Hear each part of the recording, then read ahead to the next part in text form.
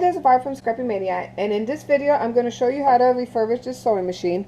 This sewing machine is a Eureka, but it's a Singer 15 kind of clone, so you can find parts for this. So if you find a sewing machine that looks similar to this, these you can find parts, so you know, you're pretty safe about getting a machine like this. And I got it for 20 bucks. It does not have, now I do have extra cord. I had an extra one of these. So it uses this kind of foot pedal. And one area is for the light and one is for the motor. And it uses, let me turn it over. It has these regular motors that you can also put it on a treadle. So if you have a treadle, you can, and the motor doesn't work, you can always put the machine on a treadle. The belt is pretty bad on this, so I'm going to have to change the belt. The light is not working, so I have to figure out why it's not working. So that's something I need to kind of work on. But when I put the motor on, so let me go ahead and put the motor. And it was kind of weird. This has one way to put it in. Even though you can either put it either this way or this way, it only goes one way. Because if you put it wrong, it doesn't work. See, it works fine. I was having some issue with this, so I'm going to have to look at this motor. It wasn't working before. See, now it doesn't work. Okay, so something's going on with that, so I'll have to play with that and see how I can fix it. And so I'm going to have to open the motor. But in worst case scenario, I can either buy a new motor or I can fit this on my treadle machine, because I think I'm going to use it for my treadle machine. Now, the biggest thing with this that you need to look is to make sure that most of the pieces are there. I make sure, so if you open this up here, let me see if I can take this out. Comes out pretty easy. It has the bobbin, so that's very important. Make sure it has the bobbin if you find one of these, and make sure that it has the case around the bobbin. I've seen some that has the bobbin, but then it's missing the case. It's just not all the pieces are there. The other thing you want to make sure is to at least the feed dogs move. And in this one it moves not very good because I really need to clean it up. It's a little frozen. As you can see, it's not moving now. It's just frozen. It did move earlier. So I'm going to have to unfreeze that. And I'm going to take you step by step how to unfreeze it. So I'll do that in a little bit. Show you how to I unfreeze machines. And then this piece right here, make sure that it has, so let me bring you up.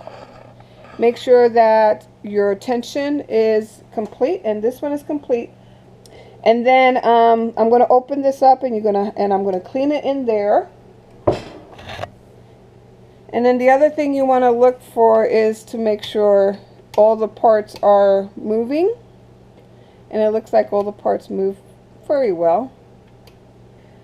This here, I'm not sure about this, but the bobbin winder, you can always buy that piece, or you don't even need the bobbin winder, because you can always buy one of those winding little machines that they sell at Joann's, and that's what I have. I usually don't use these bobbin winders. I usually use my machine because I can wind a lot of bobbins at one time than in this machine. Everything here looks okay, and I think it's okay. Oh, and the biggest thing you need to look underneath is to make sure you don't see a lot of rust. And as you can see, there is no big rust. I think this machine, the reason why it's frozen is because it has tons of dust. I was looking at it. There's a lot of dust in here. I took this apart a little bit, and you can even see, look at that. This really needs a good cleaning. So I'm going to take you step by step how I recondition these, and then we'll see how it works. So the first thing I'd start doing is I need to clean it real good. So I got my vacuum ready, but I'm going to start taking out pieces, and I'm going to put it in a container so I don't lose my pieces, and I hope you can see what I'm doing. So I start by removing needles. I need to remove that.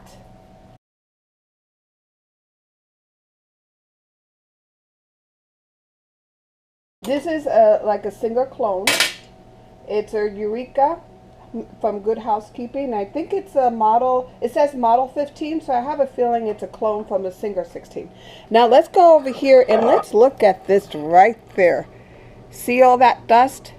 And it's corroded a little bit, or you see some rust in there. So we're going to remove that. So let me go ahead and remove it. So you just basically just take these screws out.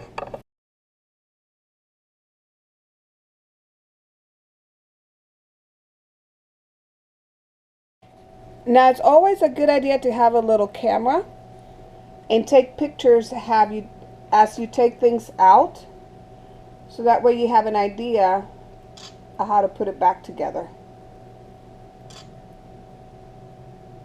Okay?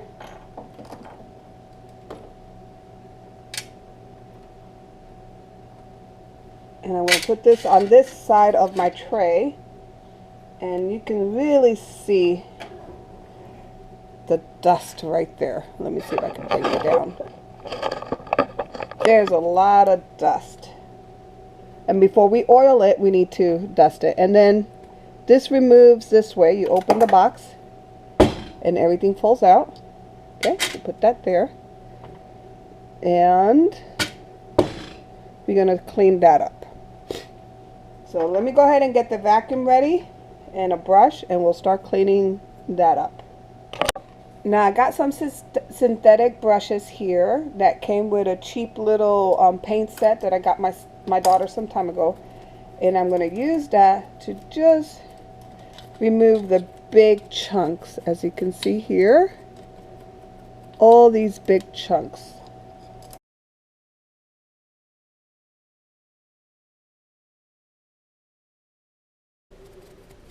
Okay, then you're going to take a can of air and just make sure you blow it out real good.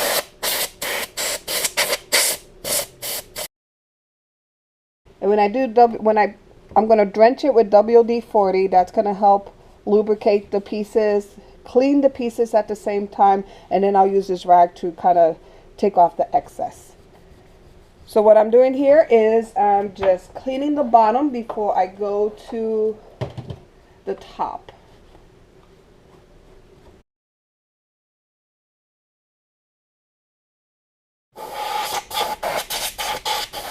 Here.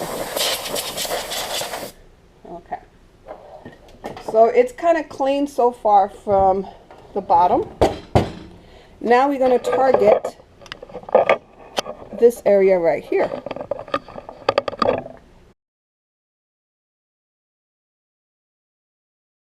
Just make sure you clean everything, and then you take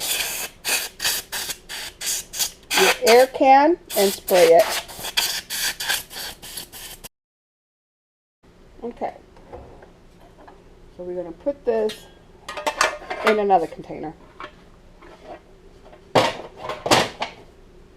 Okay, so I'm going to go ahead and take this whole assembly off.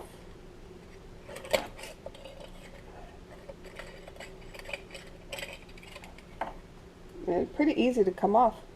I like that. And I'm going to take this whole thing off.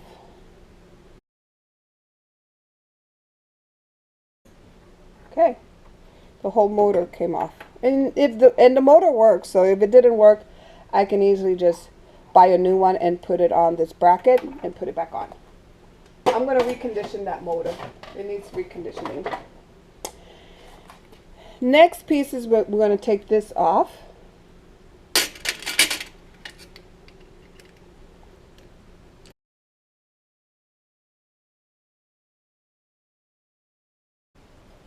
I'm And I want to make sure I take a picture of how this is, so that way I put it together how it's supposed to go together.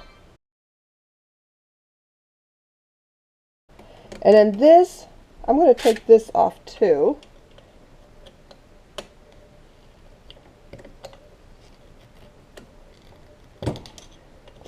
And sometimes when they're this stuck, you need to get a power drill and get it out. So let me go with a power drill to unloosen those bolts. Okay, so I got an impact driver. That's gonna, and then I'm gonna put it so it'll loosen it, hopefully it'll loosen it up.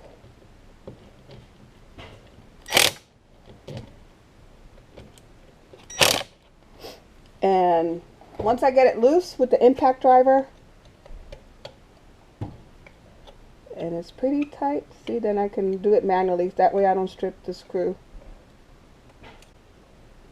And the impact driver is good because it won't put too much force and strip your screw. So let me go around here. Sorry that if I'm in the way of the camera with the other screw. So now I got it all apart. And you can see it's really tight. Put that in here. Put this screw. So it's good to keep the screws together. So I'm going to put that screw right here and put it in this tray. So let's see. Let's see if there's anything else I need to take apart.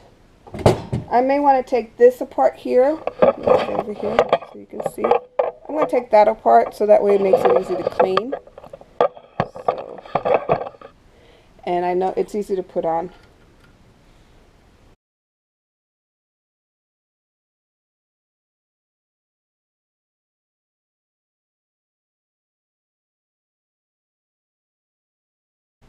So what I want to do is I want to remove this. So let me go ahead and get a pair of pliers and remove that. Okay, I wasn't able to remove that. I don't want to, it doesn't come off even with my pliers. So I'm going to leave it alone. So now we're going to go ahead and get a cloth. And actually before I get the cloth, I'm going to really spray it real good. So hopefully you can see me here. So I'm going to lay down something on the bottom to catch all the WD-40.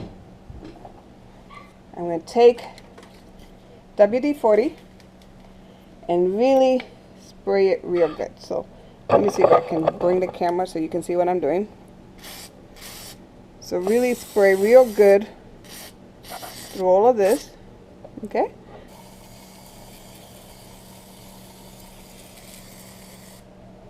To really get it good in there. Turn it around. Bring you up. And then really get this right here.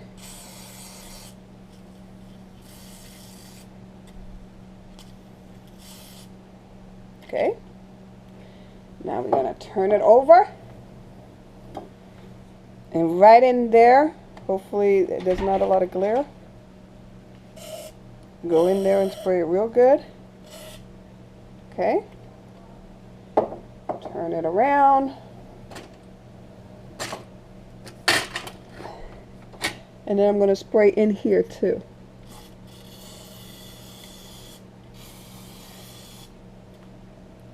Okay.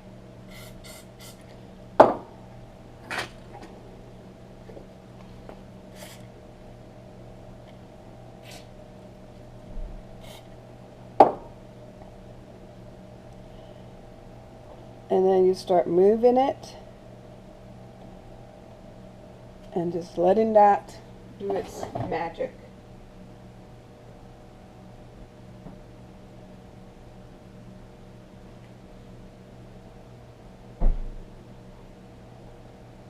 Okay, let it sit here. I usually let it sit for a little bit and then I come back and wipe the excess and then I put oil.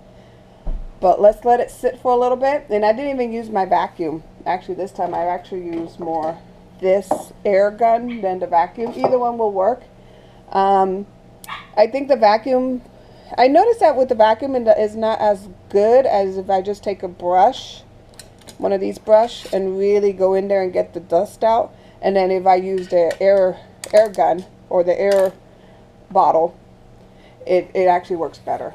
So okay, so let's let this sit and I'll come back and show you how to see if it's gonna work.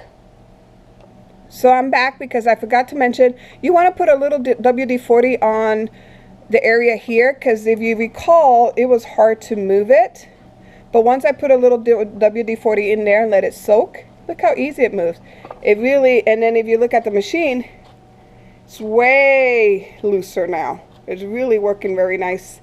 So you want to put WD-40 and let it sit for a little bit and then work it and make sure it works.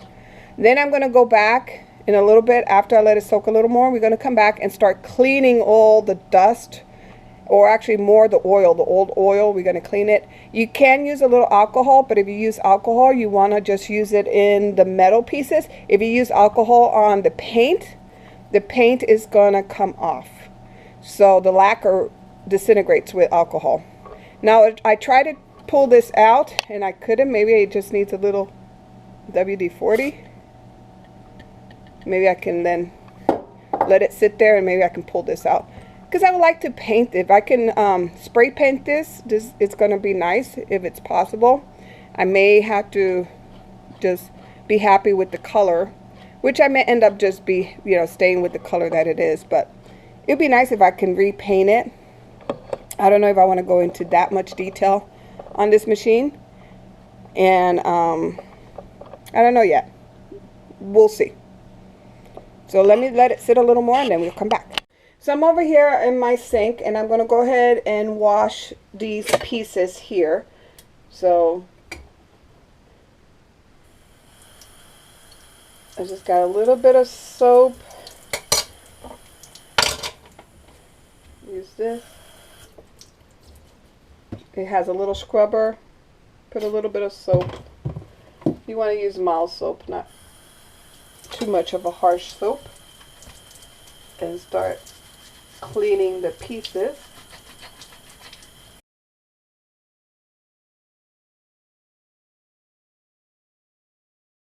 Clean this whole thing, and be careful with that little gadget there, or hook. You don't want to break that hook off. But if you do break it, you just get a new one. I mean, no big deal. So let's go ahead and clean it real good. And like I said, this one is not too bad. See, it's not that bad.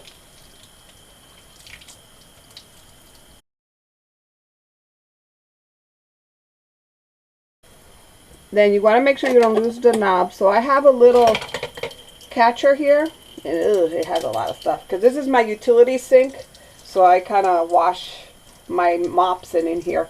But you always want to have like a little catcher like this, in case you do lose a piece, it won't go down the drain. Okay, so next one is this. I'm going to make sure I put my screw away so it won't get messed up.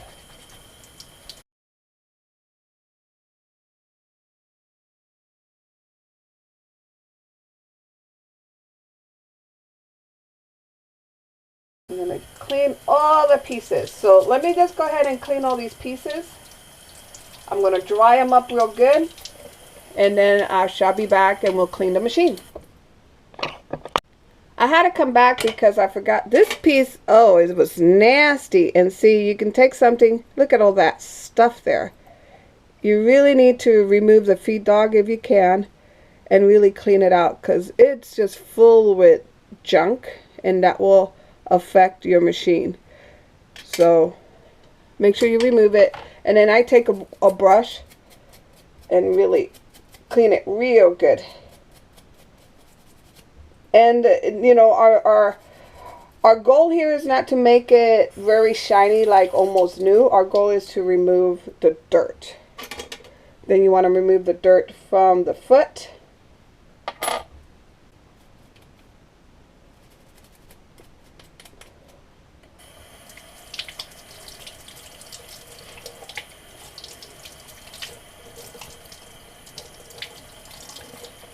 Yeah, and then, oops, see, it's a good thing I have something to catch my screw, because it fell in the water.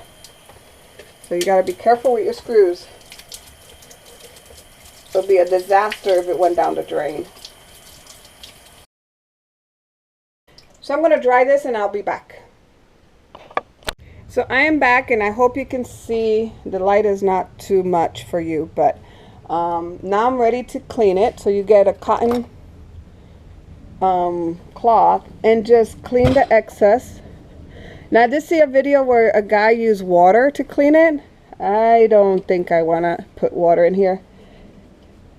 The moisture might make things worse. I'm not an expert on this, but so far I've reconditioned 5 sewing machines, vintage sewing machines, so I'm learning as I go, as I watch videos. But I would not recommend that you flood this with water. The WD-40 is not going to harm it, so what I do is I just clean it real good. Get any excess. Make sure your pieces don't, especially your screws, you got to make sure your screws don't fly away, so that's why it's good to have it in a container. And I love refurbishing these antique sewing machine. It really is my passion lately. Being able to take a frozen machine that does not work, that people discard because, you know, they think that they cannot bring it back to life, and bring them back to life. These machines, to me, are better than any of those $1,000 machines that you buy that's all filled with plastic. These are way better, and the type of sewing that you do, it's basically just well, at least for me, I basically just do shirts, quilting, pants. You know, I'm not really into doing real fancy stuff, curtains, and all those type of sewing projects is basically straight stitch and maybe zigzag. But since I have a serger, I don't even use the zigzag because I usually just serge all my seams.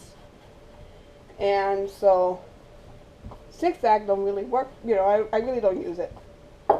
I only use it for applique. So if you're doing applique, then maybe you want to use a zigzag.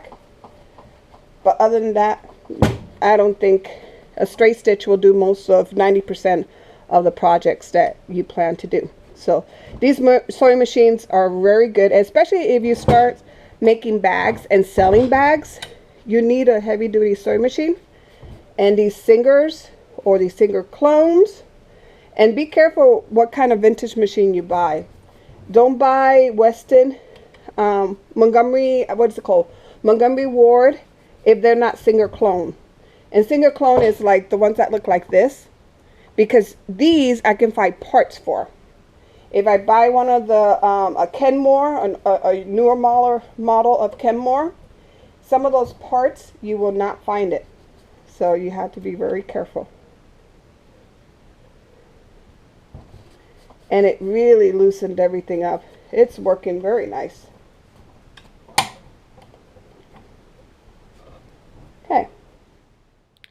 So I'm just taking off any excess WD-40, and it doesn't harm it. Like I said before, I've done a couple of these already, and I've used WD-40 just to do the major cleanup when they first are frozen. But then after that, just keeping it up with just regular sewing machine oil will make these run forever.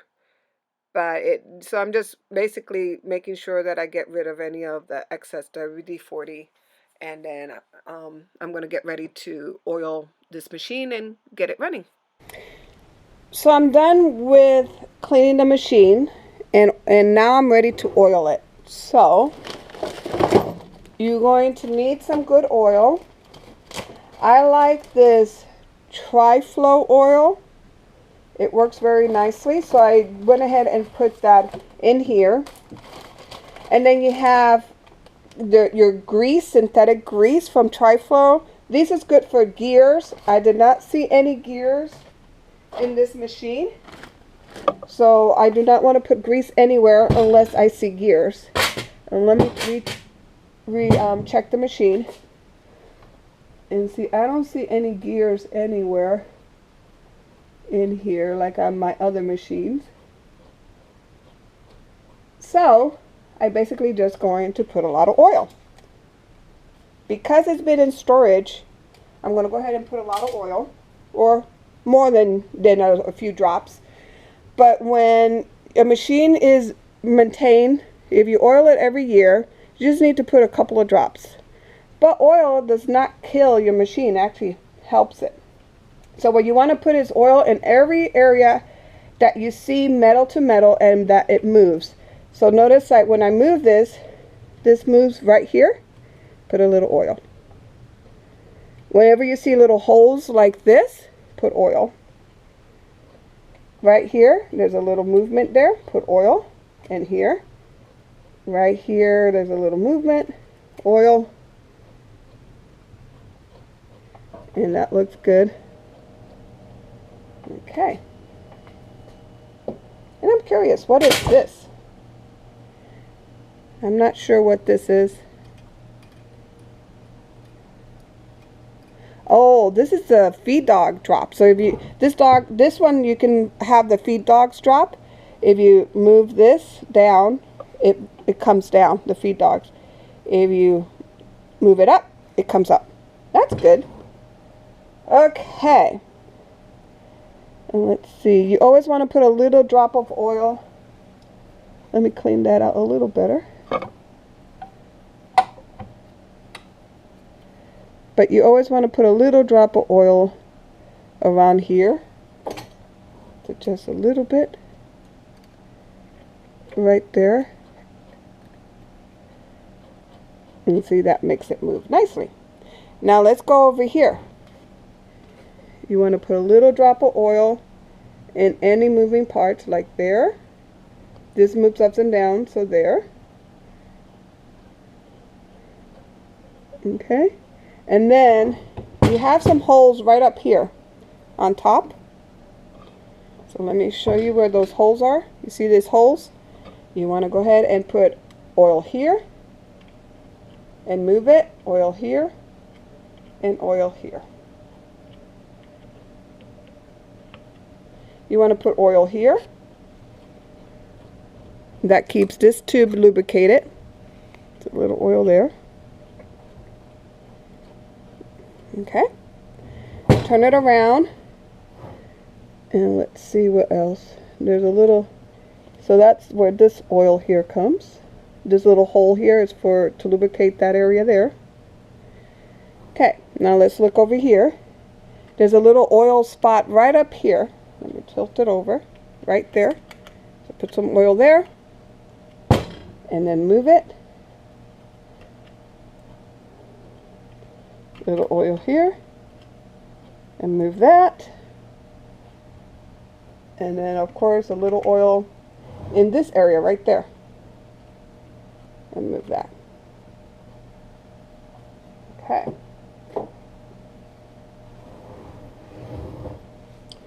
There's two little oil spots right in here. Or is those are oil spots or not? Let me check. No, they're not really. Not really. Okay. So now it's nicely oiled. And look how well that works.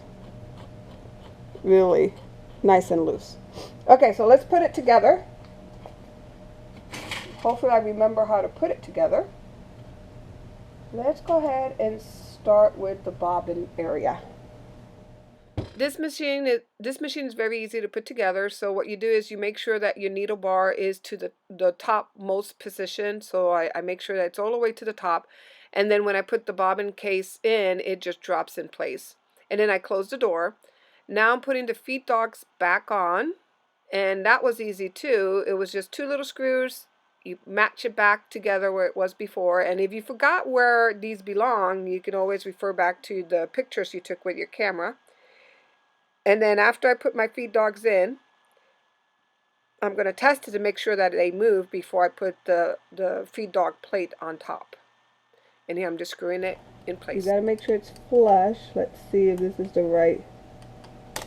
Yeah, it looks like it's the right one. Yep, because it's nice and flush. Flush. The hardest part on this thing is usually knowing that I put the right screws with the right in the right place, because sometimes it's hard to tell.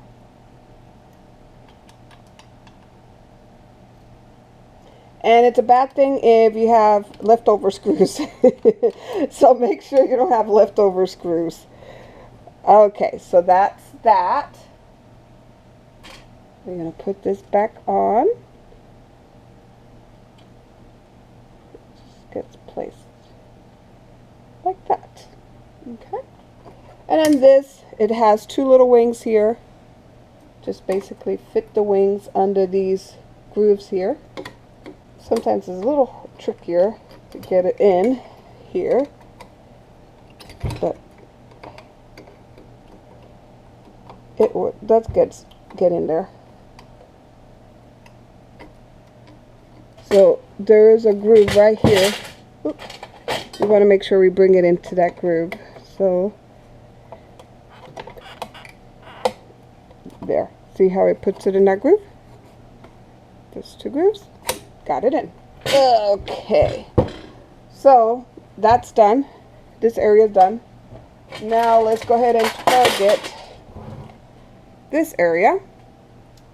So I'm going to put this back. And there was a screw that went there. Let me see if I find that screw. Okay, I'm going to go ahead and put this. I don't know if this is the right screw or not. We'll see, but I'm going to go ahead and put this screw here.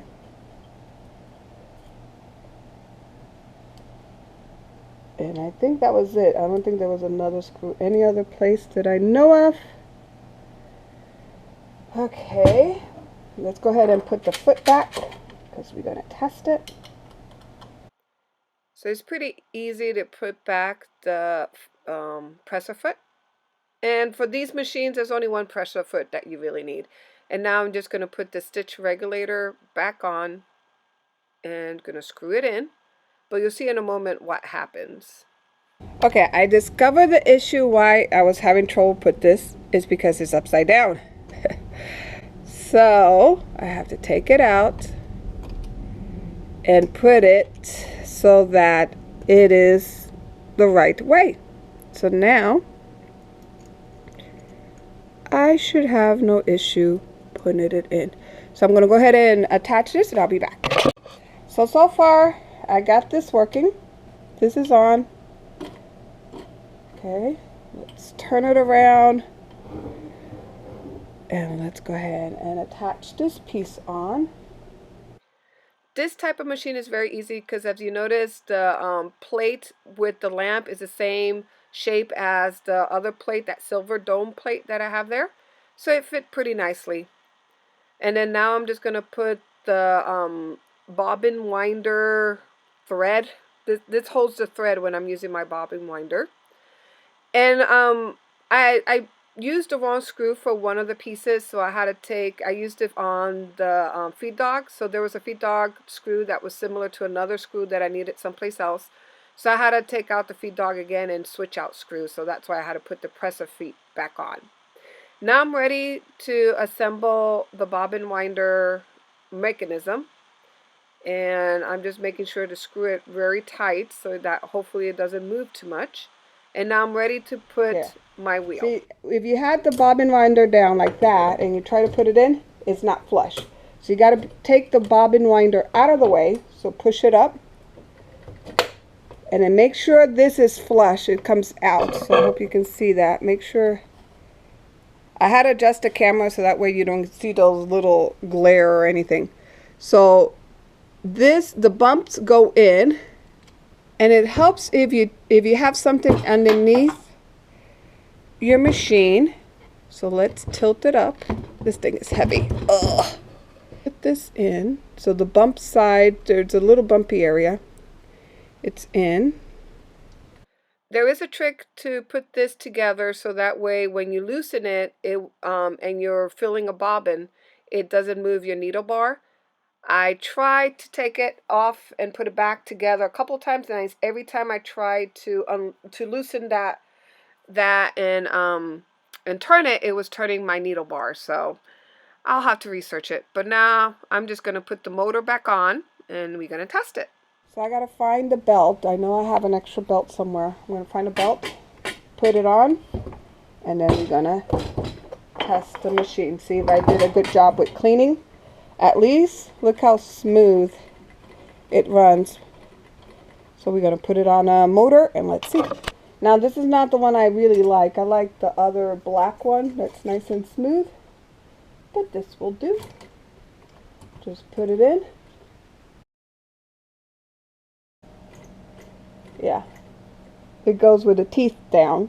I got that some time ago with a motor kit that I bought. And I don't like it. I like the black rubber one. And I think I need to, I'll fix that later, but. Okay, so now we're ready for sewing. I'm going to get a brand new bobbin, thread, some fabric, and let's test this sucker out. So I got some different color thread for the bobbin, different color thread for the top. Okay, so it's threaded. So far so good. It picked up the thread underneath, so timing is good. So far so good. Okay, now I got a lot of junk all over this place.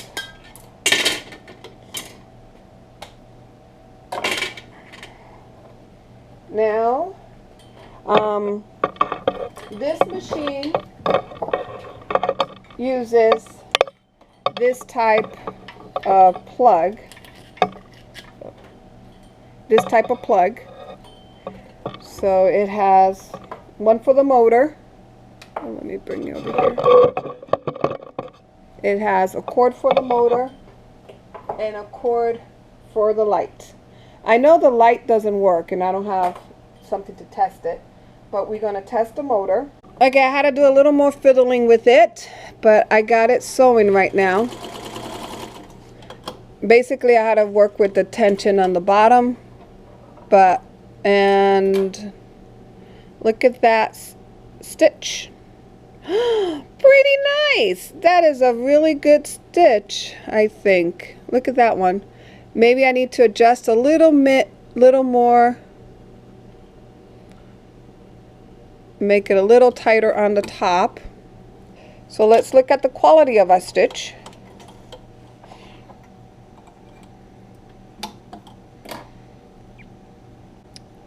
So there's our stitch. I don't see any white bobbin thread on top. So there's no black bobbin thread, no white bobbin thread, or upper thread, no black upper thread. And see how nice and tight the stitches are. Works pretty good, and it looks like the length works too, because as you can see here, the length is longer. Here's a lot smaller, so I was testing the length, make sure it works. So it works pretty nice. So I hope you like this video. So if you find these type of machines, I would get it. They're not that hard to fix. I have no mechanical skills whatsoever, and I've been fixing these machines pretty easy. They're not that hard to fix. Everything is nice and solid. There's no computers to it. There's no chips, nothing electronic that will get messed up. It's all a manual. The only electronic is an external motor, which if one of my contingency plan for this machine, because it was only 20 bucks, is that if I couldn't get the motor to work, because of course it didn't come with the foot pedal. The only thing that I got was the motor without the foot pedal. The lamp was already with it, and then the machine. And I'm pretty pleased with it because it works very nice. So I hope you like this video, and thank you for watching. Bye now.